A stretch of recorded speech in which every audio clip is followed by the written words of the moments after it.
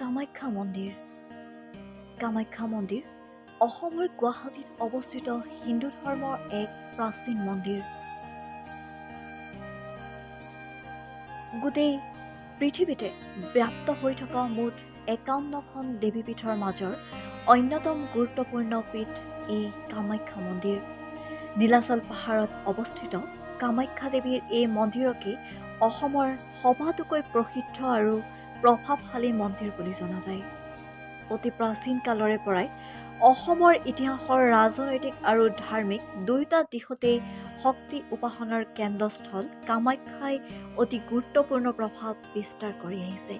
কামাখ্যা মন্দিৰৰ নিৰ্মাণকৰ্তা হিচাপে প্ৰবাদ অনুসৰি নৰকাসুৰ আৰু ইতিহাস অনুসৰি কোচ নৃপতি মহাৰাজ বিশ্বসিংহ, তেওঁৰ পুত্ৰ নৰনাৰায়ণ আৰু চিলাৰায়ৰ কথা জনা যায়। মন্দিৰৰ শেষৰ অংশ আহোম স্বৰ্গদেউ ৰাজেশ্বৰ সিংহৰ দিনত সংযোজন কৰা হয়। কামাখ্যা মন্দিৰত আহোম ড্ৰেগনৰ ভাস্কৰ্যও পোৱা যায়। কোচ মহাৰাজ বিশ্বসিংহই গুৱাহাটীৰ সমীপৰ নীলাচল পাহাৰত অৱস্থিত কামাখ্যা পীঠৰ উদ্ধাৰ সাধন কৰি তাতেই কামাখ্যা মন্দিৰ নিৰ্মাণ কৰিছিল। কোৱা হয় যে সেই পীঠৰ মন্দিৰ সৰ্বপ্ৰথমে নিৰ্মাণ কৰিছিল নৰকাসুৰে। পিছলৈ এই পীঠ মাটিৰ তলত বিলুপ্তপ্ৰায় অৱস্থাত পতিত হৈছিল। সেই পৰ্বতৰ অধিবাসীসকলে সেই মাটিৰ স্তূপকেই দেৱস্থান বুলি মানি লৈ পূজা কৰিছিল।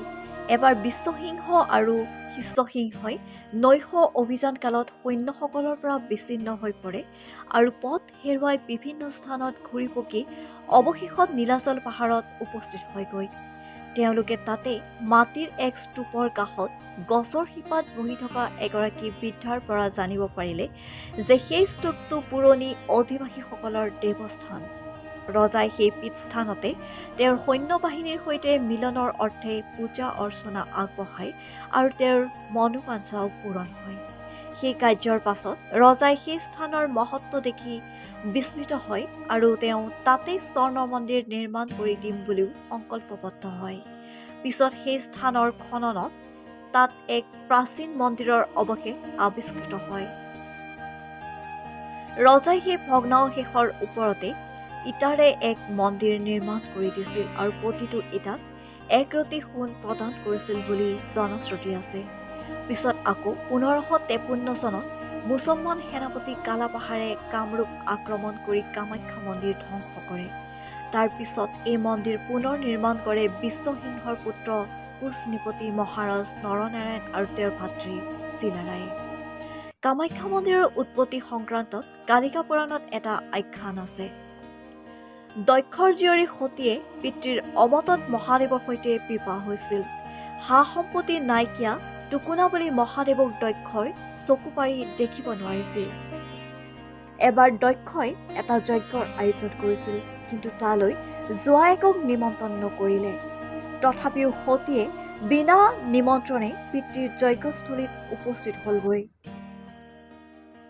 জীয়েকক দেখি দক্ষৰ খঙে চুলিৰ আগ পালে আৰু মহাদেৱক ভৎসনা কৰিবলৈ ধৰিলে। স্বামীৰ বদনাম সহিব নোৱাৰি সতীয়ে যজ্ঞস্থলীতে প্ৰাণ ত্যাগ কৰিলে। শিৱ বাবাই যেতিয়া সতীৰ দেহটো কান্ধত তুলি লৈ বিশ্ব ভ্ৰমণ কৰিছিল, তাৰ পাছতেই সকলোবোৰ যেন স্থবিৰ হৈ পৰিছিল।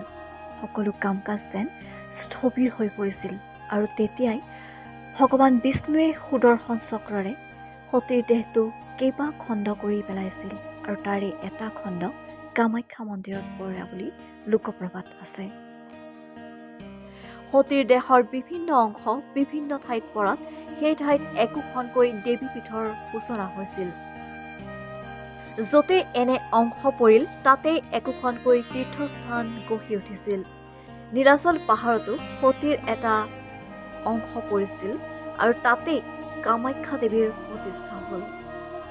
প্ৰাগজ্যোতিষপতি কিৰাত বংশীয় নৰকাসুৰ আছিল কামাখ্যা দেৱীৰ পৰম ভক্ত। তেওঁৱে নীলাচল পাহাৰত প্ৰথম এই মন্দিৰ প্ৰতিষ্ঠা কৰিছিল। প্ৰবাদ আছে যে এবাৰ নৰকাসুৰে কামাখ্যা দেৱীৰ দৰ্শন পাইছিল। দেৱীৰ স্বৰ্গীয় সৌন্দৰ্যই প্ৰাগজ্যোতিষপতিৰ মতিভ্ৰম ঘটালে। তেওঁ দেৱীক বিবাহৰ প্ৰস্তাৱ আগবঢ়ালে। দেৱীয়ে ক'লে, যে দেৱী আৰু নৰমনীষৰ মাজত বৈবাহিক সম্পৰ্ক অসম্ভৱ। কিন্তু নৰকে যেন তেনে প্ৰকাৰে বিয়া কৰাবলৈ চিত্তৰাত কামাখ্যা দেৱীয়ে তেওঁৰ পৰা পৰিত্ৰাণ পাবলৈ বুদ্ধি এটা সাজিলে। দেৱীয়ে ক'লে যে নৰকে যদি মন্দিৰ দৰ্শনাৰ্থীসকলৰ সুবিধাৰ্থে নীলাচল পাহাৰৰ নামনিৰ পৰা মন্দিৰলৈ একে নিশাৰ ভিতৰতে এটা শিলৰ খটখটি সাজি দিয়ে, তেন্তে তেওঁ নৰকৰ সৈতে বিয়াত বহিবলৈ ৰাজি আছে। দেৱীয়ে ভাবিছিল নৰকে এই কাম কৰিব নোৱাৰিব। কিন্তু দেৱীৰ ধাৰণাক ভুল প্ৰমাণিত কৰি নিশা শেষ হোৱাৰ আগেয়ে খটখটি নিৰ্মাণৰ কাম শেষ হোৱাৰ উপক্ৰম হ'ল। দেৱীয়ে দেখিলে যে কথা বিষম, সেয়েহে তেওঁ চক্ৰান্তৰ আশ্ৰয় ল'বলৈ বাধ্য হ'ল। তেওঁ কুকুৰাক আদেশ দিলে ডাক দিবলৈ। নিশা শেষ নোহোৱাকৈ কুকুৰাই ডাক দিলে। দেৱীয়ে নৰকক ক'লে যে কুকুৰাই ডাক দিলে ৰাতিপুৱাল। নৰকে চৰ্ত পূৰণ কৰিব নোৱাৰিলে। প্ৰচণ্ড ক্ৰোধত নৰকে খেদি খেদি গৈ বৰ্তমানৰ কুকুৰাকটা নামৰ ঠাইটুকুৰাত মায়াবী কুকুৰাটো দুচেওকৈ কাটিলে। নৰকে নিৰ্মাণ কৰা বুলি প্ৰবাদ থকা মেখেলা উজোৱা নামৰ শিলৰ খটখটিটো আজিও দেখিবলৈ পোৱা যায়। এই ঘটনাৰ পাছত দেৱকুলৰ সৈতে নৰকৰ সংঘাত আৰম্ভ হ'ল। নৰকৰ অত্যাচাৰ ইমানেই বাঢ়িল যে অৱশেষত কৃষ্ণই কিৰাতৰাজক বধ কৰি তেওঁৰ পুত্ৰ ভগদত্তক প্ৰাগজ্যোতিষৰ সিংহাসন অৰ্পণ কৰিলে। অম্বুবাচী মেলা। অম্বুবাচীৰ প্ৰবৃত্তিৰ লগে লগে কামাখ্যা ধামৰ দুৱাৰ বন্ধ ৰখা হয়। ফলস্বৰূপে সেইকেইদিন দেৱী দৰ্শন নিষিদ্ধ থাকে। চতুৰ্থ দিনা মন্দিৰ খোলাৰ লগে লগে দেৱীৰ স্নান, পূজা প্ৰভৃতি সমাপন হোৱাৰ পৰাহে দৰ্শকে দেৱীক দৰ্শন কৰিব পাৰে। পূব ভাৰতৰ দৰে অন্যান্য প্ৰান্তৰ দৰে কামাখ্যা ধামৰো ব্ৰাহ্মণ তথা বিধৱাসকলে অম্বুবাচী প্ৰবৃত্তিৰ পৰা নিবৃত্তিলৈকে দেৱীৰ ভোগ শেষ নোহোৱা পৰ্যন্ত ফলাহাৰ গ্ৰহণ কৰি থাকে। ইঘৰে সিঘৰলৈ ফল মূল আগবঢ়াই পবিত্ৰীৰ আগতে কলহত পানী জমা কৰি কলপাতৰ ওপৰত তুলি থয়। ভাৰতৰ বিভিন্ন প্ৰান্তৰ পৰা লাখ লাখ ভক্তই তিনিওদিন কামাখ্যা মন্দিৰৰ চৌপাশে থাকি নাম কীৰ্তন কৰে। মন্দিৰৰ বাহিৰত ধূপ দীপ জ্বলাই দেৱীক প্ৰণাম জনায়। অম্বুবাচীৰ নিবৃত্তিৰ দিনা পাণ্ডাসকলে ভক্তসকললৈ আগবঢ়ায় ৰক্তবস্ত্ৰ। দেৱীপীঠৰ পৰা অনা এই ৰক্তবস্ত্ৰ শৰীৰত ধাৰণ কৰিলে অভীষ্ট সিদ্ধি হোৱাৰ সম্ভাৱনা প্ৰবল থাকে। সেইবাবে পুৰুষে সেই ৰক্তবস্ত্ৰ সোঁহাতত বা ডিঙিত আৰু মহিলাসকলে বাওঁহাত বা ডিঙিত ধাৰণ কৰে। এই কাপোৰ লগত ৰাখি আন ঠাইত জপ কৰিলেও মনৰ কামনা পূৰণ হোৱাৰ কথা পুঞ্জিকাতন্ত্ৰৰ ৭ম পটলত বৰ্ণিত আছে। এই ৰক্তবস্ত্ৰ ধাৰণ কৰি শ্মশান অথবা মৃতকৰ ঘৰলৈ যোৱাটো কিন্তু নিষিদ্ধ। কামাখ্যা ধামৰ অম্বুবাচী মেলাই আন্তৰ্জাতিক আৰু জাতীয় সম্প্ৰীতি ৰক্ষা কৰাত ভালেখিনি অৰিহণা যোগাইছে।